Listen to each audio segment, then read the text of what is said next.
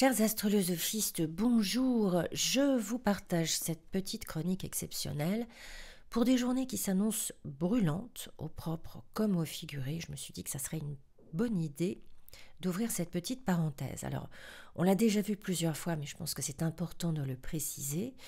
Du 14 au 18 juin, ce sont des jours très compliqués en termes de tension que nous allons vivre.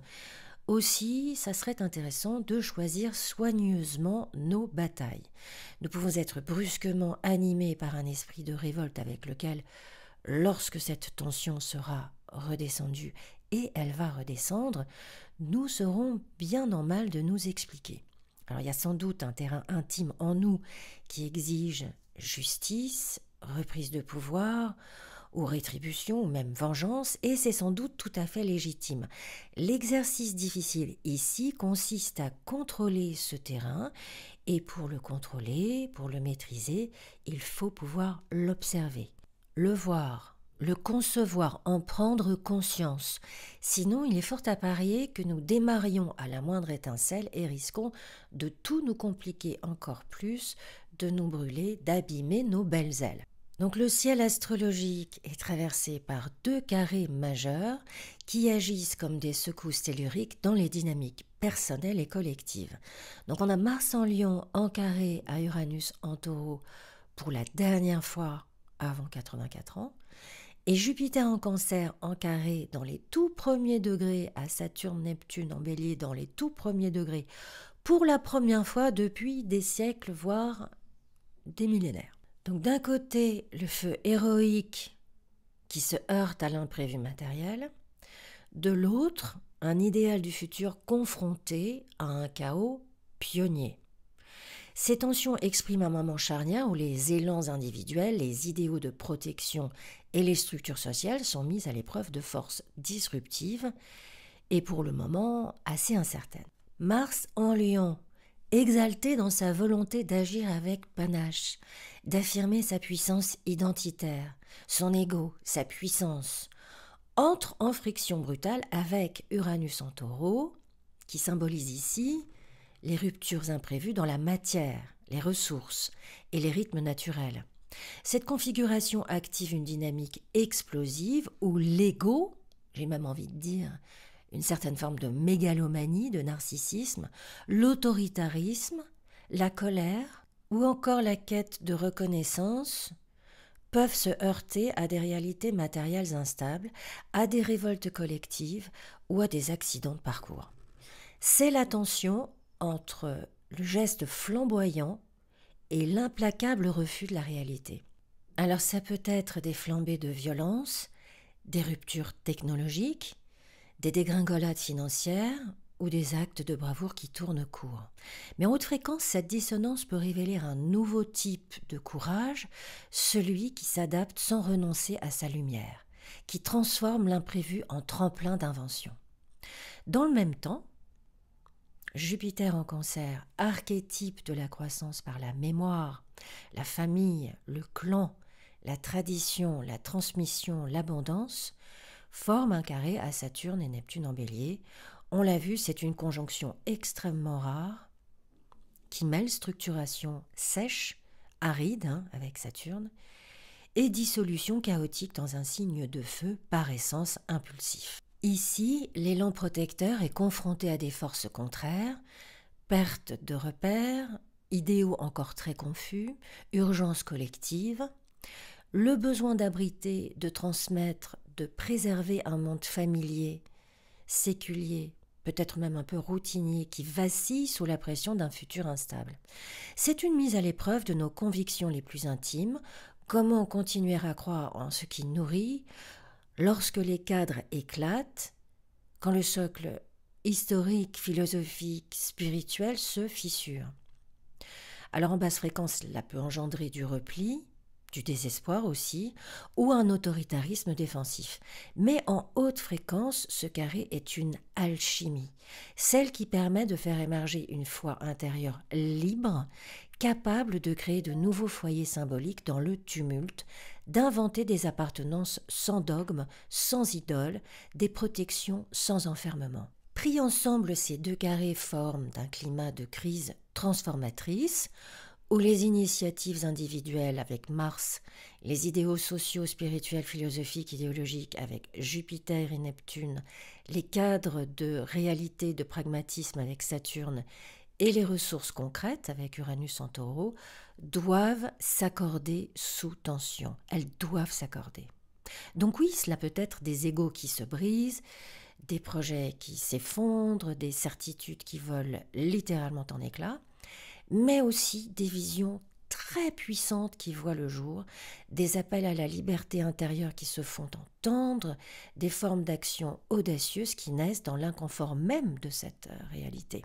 Alors le panorama des conséquences en basse fréquence, ça peut s'incarner sous forme de colère impulsive, de prise de risque irréfléchie qui peuvent mener à des accidents ou à des ruptures brutales. Faisons très très attention sur les routes et ce, quel que soit notre moyen de transport. Tout ce qui va vite, en fait, peut être brusquement stoppé pour une raison ou pour une autre. Alors ça peut être aussi des crises dans les rapports d'autorité au sein de l'entreprise dans laquelle nous travaillons, des tensions avec les figures dominantes ou même des tensions entre figures dominantes entre elles, ou avec les institutions si nous attendons impatiemment la validation d'un dossier. Cela peut être une instabilité financière ou matérielle conséquente à des choix trop rapides que nous avons faits, ou à une volonté de briller coûte que coûte. Et puis, dans le corps, ça peut s'incarner comme des inflammations, des accidents musculaires, un emballement cardiaque. Cela peut être des blocages dans nos projets familiaux, éducatifs, formatifs ou immobiliers, avec un sentiment de décalage entre notre besoin de sécurité et l'environnement brutal ou incertain. Cela peut être un idéalisme spirituel ou moral qui s'effondre face à une réalité aride et instable, ou encore une difficulté à croire en l'avenir, à trouver des repères collectifs clairs, articulés, et enfin un sentiment d'échec dans nos tentatives de protéger ce qui semble se dissoudre. Alors notre famille, notre maison, notre nation, nos traditions. Mais dans chaque carré, c'est systématique, dans chaque carré il existe un trésor et une fréquence d'évolution tout à fait incomparable. Ici, il s'agit de développer un idéal intérieur résilient, capable de porter nos valeurs protectrices dans un monde de toute façon en mutation, sans les figer. De créer des formes nouvelles de sécurité, qui intègrent l'incertitude comme matrice d'évolution. Faire le tri entre nos rêves usés, obsolètes, et nos visions inspirantes, entre nos attachements stériles et la relation nourrissante, inspirante. Apprendre à canaliser l'audace et la créativité dans des formes renouvelées, originales. Ancrées, oui, mais dans le sens de la vie. Et enfin, libérer une puissance personnelle authentique en rompant avec les vieux schémas de domination et de soumission. Le défi de ce ciel, il est clair. Incarner l'héroïsme non pas dans la domination, mais dans l'invention lucide. Retrouver la foi non pas dans la nostalgie, mais dans le soin vivant de ce qui vient. Ces jours ne seront pas confortables, mais ils seront tout à fait fondateurs. Alors en même temps, en plus, on a aussi le soleil pendant ces jours-là, qui est en carré au nœud lunaire. Donc dans nos vies concrètes, cette tension va se manifester par des situations de blocage dans les domaines où le contrôle ne suffit plus. Donc ça peut générer une fatigue nerveuse, une hypersensibilité, des troubles psychosomatiques, un épuisement dû à un perfectionnisme rigide. Ce peut être une surcharge d'informations, des doutes sur les choix de notre parcours, des relations et des dialogues qui tournent en rond, une incapacité à sentir l'autre au-delà des mots. On peut être naturellement très structuré et vivre du coup une forme de crise existentielle. Malgré tous nos efforts, nos plannings, nos plans, une part de nous sent qu'il faut tout lâcher pour vivre autre chose, sans savoir quoi exactement tout de suite. Ce transit peut être un moment clé pour réconcilier le mental et l'âme, pour sortir d'un savoir mort et retrouver un savoir vivant qui ne sépare pas mais relie. Il nous pousse à passer de l'intellect inquiet à l'intelligence inspirée. Celle qui ne cherche plus à tout décortiquer mais qui s'incline devant le mystère avec confiance. Donc dans l'ensemble, ces carrés croisés posent une question essentielle. Comment agir avec authenticité et foi dans un monde qui se transforme violemment? Mars en Lion veut rayonner, Jupiter en Cancer veut protéger, mais Uranus et Saturne et Neptune secouent la scène, pulvérisent les cadres, accélèrent les effondrements. Viennent de ce chaos de la colère, de l'orgueil blessé, mais aussi, et c'est le plus important, une capacité nouvelle à incarner nos valeurs, non pas en les défendant contre le changement, mais en les faisant vivre dans le changement. Je n'ai pas à être invincible, ni à tout maîtriser, mais à me relier à ce qui est essentiel en moi, et à l'offrir au monde, même au cœur de la tempête. Alors absolument, tous les signes et tous les décans sont convoqués à ces carrés. Mais certaines et certains les ressentent déjà beaucoup plus instinctivement et plus biologiquement, je vais dire. Donc on a les béliers du premier décan, si vous êtes né du 21 mars au 30 mars, les balances du 23 septembre au 2 octobre, les capricornes, si vous êtes né du 22 décembre au 31 décembre, et évidemment les cancers du 21 juin au 1er juillet. Ou si vous avez des planètes, l'ascendant, le milieu du ciel, ou l'axe des nœuds lunaires, entre 0 et 5 degrés de ces signes cardinaux, vous êtes concernés. Les signes fixes, Lion, Scorpion, Verseau, Taureau, de tous les décans. Ou si vous avez des planètes, l'ascendant, le milieu du ciel, ou l'axe des nœuds lunaires, entre 0 et 5 degrés, ou entre 26 et 30 degrés de ces signes, vous êtes concerné.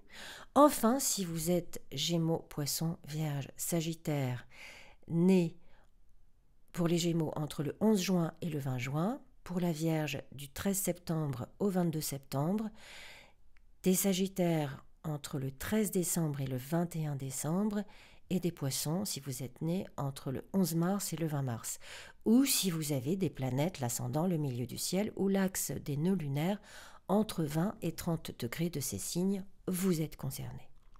Soyons très attentifs, patients avec les enfants. Mars en Lion, c'est beaucoup les enfants. Avec les seniors, avec toute personne vulnérable, toute créature fragile. Je pense aussi à nos animaux. Tâchons de faire la différence, de coordonner nos efforts, nos travaux, nos réflexions, afin de ne pas ajouter du bruit et de la fureur à toute cette agitation, à toutes ces peurs. Réservons-nous d'office des moments de silence et de calme pour récupérer nos belles énergies. Voilà, je vous retrouve très vite pour la chronique sur la nouvelle lune en Cancer du 25 juin. Si vous voulez un rendez-vous pour une analyse de ces transits sur votre thème, vous pouvez me trouver sur mon site astrolosophie.com ou à l'adresse qui s'affiche à l'écran astrolosophiecafé@gmail.com. Prenez bien soin de vous et je vous dis à très bientôt sur Astrolosophie.